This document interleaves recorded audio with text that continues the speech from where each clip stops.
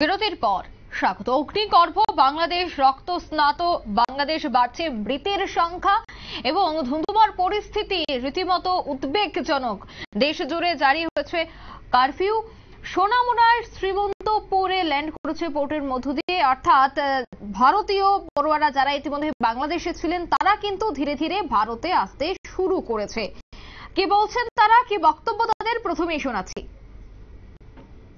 They took us and they make us.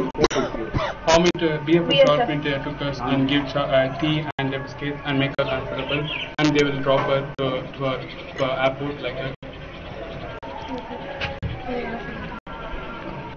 More satisfied, they take care very well.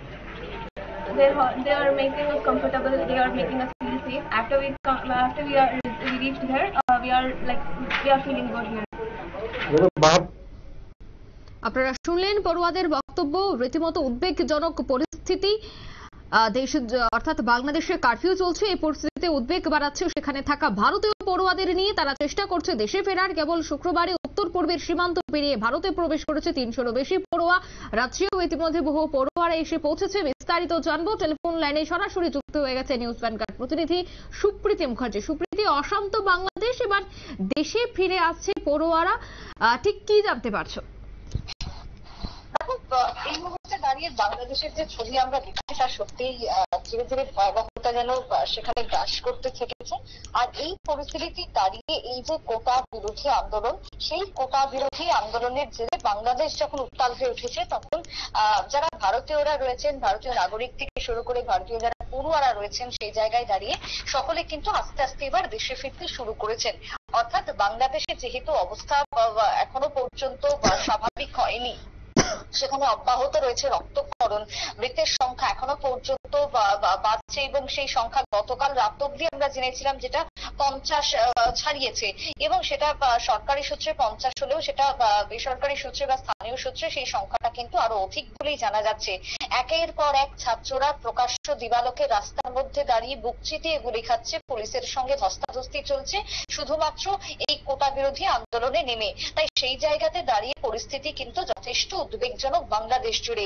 এই মুহূর্তে দাঁড়িয়ে যেমনটা খবর মিলছে, তাতে করে উত্তর পূর্ব থেকে শুরু করে গোটা ভারতবর্ষের একাধিক ছাত্রছাত্রীরা রয়েছে বা সাধারণ মানুষজন রয়েছে যারা বাংলাদেশে রয়েছেন বা বাংলাদেশে অবস্থান করেন, সেই জায়গাতে দাঁড়িয়ে তারা নিরাপদে দেশে ফিরতে চলেছেন। ইতিমধ্যেই গতকাল থেকে দেশে তারা ফিরে আসতে শুরু করেছে।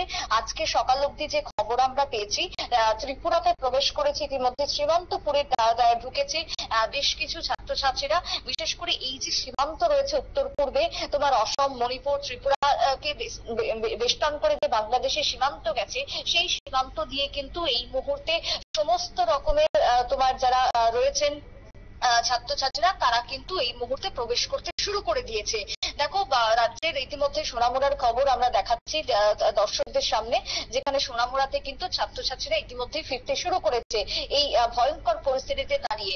অন্যদিকে দেখো, শুধুমাত্র সোনামুড়া নয়, শহর আগরতলা থেকেও আমরা যে খবর পাচ্ছি বিভিন্ন সূত্র মারফত, তাতে করে কিন্তু শহর আগরতলার একাধিক হোটেল, একাধিক জায়গা কিন্তু এই মুহূর্তে ভর্তি রয়েছে, এবং সব জায়গাতেই খোঁজ নিয়ে জানা যাচ্ছে যে বাংলাদেশি ছাত্রছাত্রীরা বা বাংলাদেশি মানুষজন কিন্তু সেই জায়গায় আশ্রয় নিয়েছেন। সকলেই নিরাপদে আশ্রয় নিতে চাইছেন, কারণ পরিস্থিতি কিন্তু যথেষ্ট ভয়ানকজনক ইতিমধ্যেই হয়ে উঠেছে বাংলাদেশে। বিশেষ করে ছাত্রছাত্রীদের এই যে সংঘাত, সেই সংঘাতে কিন্তু ছাত্রছাত্রীদের সাথে সংঘাতে এই মুহূর্তে জড়িয়ে পড়ছে বাংলাদেশের সেক্ষেত্রে শাসক দলের নেতাকর্মীরা, বিরোধী দলও সেই জায়গায় রয়েছে। সবকিছুকে মিলিয়ে এই ছাত্র আন্দোলন এখন ভয়ঙ্কর রূপ নিয়েছে বাংলাদেশ জুড়ে। বিশেষ করে তোমার সেক্ষেত্রে দাঁড়িয়ে আগরতলার হোটেল থেকে শুরু করে প্রত্যেকটা জায়গাতে যেরকম ভিড় রয়েছে, তার সাথে উত্তর পূর্বে এখনো পর্যন্ত যে খবর মিলছে, তাতে করে তোমার 225 জন কিন্তু এই মুহূর্তে এসেছে, যার মধ্যে তোমার 125 জন সেই জায়গাতে রয়েছে ছাত্র। তবে এই যে খবরগুলো মিলছে, সেই সংখ্যাটা অসমর্থিত সূত্রে আমরা পাচ্ছি। তবে সেক্ষেত্রে স্থানীয় মহল দাবি করছে এই সংখ্যাটা কিন্তু আরো অধিক হতে পারে, এমনটাই কিন্তু মনে করা হচ্ছে। তবে সব মিলিয়ে কিন্তু উত্তাল বাংলাদেশ, এবং বাংলাদেশের এই উত্তাল পরিস্থিতিতে ভারত কিন্তু যেমনটা 71-এর যুদ্ধে হাত বাড়িয়ে দিয়েছিল, যেভাবে রক্ষা করেছিল বাংলাদেশকে, বাংলাদেশের মানুষকে আশ্রয় দিয়েছিল, নিরাপদ স্থান দিয়েছিল, আজকের দিনে দাঁড়িয়ে 2024 সালেও কিন্তু সেই ছবি ধরা পড়েছে। বাংলাদেশের পরিস্থিতি যখন ক্রমশ উত্তপ্ত, তখন সীমান্ত পেরিয়ে একের পর এক ঘর ওয়াপসি একাধিক পড়ুয়ারা এবং একাধিক সাধারণ মানুষ, বিশেষ করে বাংলাদেশে যেহেতু কারফিউ জারি করা হয়েছে তাই পড়ুয়াদের অনেক সময় ফিরে আসতে সমস্যা দেখা দিয়েছে। মূলত সেই জায়গাতে দাঁড়িয়ে ত্রিপুরা, মেঘালয়, পশ্চিমবঙ্গ দিকে সকলে ঢুকছে সীমান্ত পারাপার করে। এই যে তোমার সীমান্ত পারাপার চলছে, সেক্ষেত্রে দাঁড়িয়ে এক এক রাজ্যে এক এক রকম তথ্য উঠে আসছে। এক এক রাজ্য থেকে জানা যাচ্ছে কোথাও 300, কোথাও 400, কোথাও 500 ছাত্রছাত্রী প্রবেশ করেছে সীমান্ত পেরিয়ে। তাই সেই জায়গায় সংখ্যাটা কিন্তু ক্রমশই বাড়ছে। সেই জায়গায় তোমার বাংলাদেশের প্রধানমন্ত্রী শেখ হাসিনা কিন্তু এখনো পর্যন্ত সেই জায়গায় তোমার কারফিউ জারি করে রেখেছেন। পরিস্থিতি সামাল দিতে সেনাবাহিনীকে নামানো হয়েছে বলেই জানা যাচ্ছে বাংলাদেশ সূত্রে। বাংলাদেশের অস্থিরতার মধ্যে তোমার ভুটানেরও কিন্তু বেশ কিছু ব্যক্তি তারা ফিরে যেতে চেষ্টা করছেন। তারা ভারত হয়ে ভুটান ফিরে যাচ্ছেন, কেউ আবার ডাউকির দিকে ফিরে যাচ্ছেন, কেউ আবার চেকপোস্টের দিকে যাচ্ছেন। এভাবেই কিন্তু সকলেই ঘর ওয়াপসি হচ্ছেন। সেক্ষেত্রে তোমার পড়ুয়ারা কিন্তু এই মুহূর্তে দাঁড়িয়ে কোথায় যাবেন বুঝে উঠতে না পেরে সকলেই সীমান্ত পথকে ব্যবহার করছেন। তাই এখনো পর্যন্ত এই রাজ্য থেকে যে খবর সেটা কিন্তু তোমার জানা যাচ্ছে প্রত্যেকটা হোটেলে কিন্তু সমস্ত ছাত্রছাত্রীদের ভিড় রয়েছে। সকলেই আশ্রয় নিয়েছেন, সকলেই ঘরে ফিরে আসার চেষ্টা করেছেন। এবার ভারতে প্রবেশ করার পর তারা যে যেখানে সম্ভব তারা চলে যাচ্ছেন। তবে আপাতত তাদেরকে প্রাণ বাঁচাতে ভারতে তারা ফিরে আসছেন। দেখো, বাংলাদেশে যেটা হচ্ছে সেটা সত্যি দুর্ভাগ্যজনক।